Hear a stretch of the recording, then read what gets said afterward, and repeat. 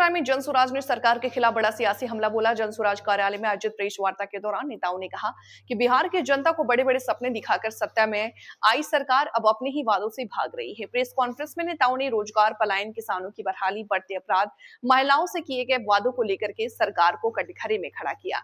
जनसुराज नेताओं ने कहा कि चुनाव के दौरान 1 करोड़ नौकरी देने का वादा किया गया था, लेकिन आज भी लाखों युवा बेरोजगारी की मार झेल रहे हैं। रोजगार नहीं मिलने के कारण बिहार से पलायन लगातार जारी है। नेताओं ने आरोप लगाया कि सरकार युवाओं को रोजगार देने में पूरी तरह विफल साबित हुई है और सिर्फ घोषणाओं की राजनीति कर रही है। प्रेस वार्ता के दौरान महिलाओं के मुद्दे को लेकर के भी प्रमुखता से उठाया गया। नेताओं ने कहा कि महिलाओं को आर्थिक सहायता देने और उन्हें आत्मनिर्भर बनाने की बातें सिर्फ भाषणों तक सीमित रह गई हैं। वहीं किसानों की समस्याओं पर बोलते हुए कहा गया कि खेती किसानी लगातार संकट में है, लेकिन सरकार किसानों की परेशानियों को गंभीरता से नहीं ले रही है।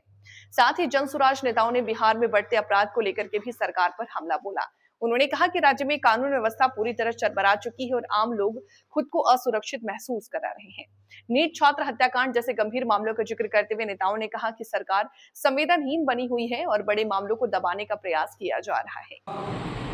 हिडन बिला होटल में जो उनके साथ घटना घटी वह बिहार को शर्मसार कर रहा है और इस पर डीजीपी से हम जनसुराज पार्टी मांग करते हैं कि उस होटल को जमींदोज कीजिए और उस होटल के मालिक को अविलंब गिरफ्तार करके उस पर कानूनी कार्रवाई किया जाए।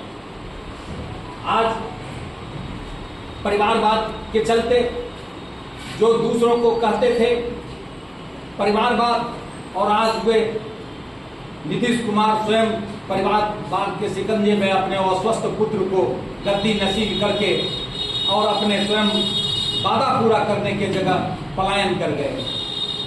तो ऐसी बिहार की स्थिति है और ऐसे बिहार में जनसुराज ने बिरटा आश्रम से बिहार नवनिर्माण का दूसरा चरण शुरू किया है और उसके तहत सूबे बिहार के अंदर अब हम जनसुराज पार्टी हर ब्लॉक पर, थाना पर, चौक चौराहों पर जनता की आवाज को लेकर के खड़े होंगे, चाहे वह अपराध हो, भ्रष्टाचार हो।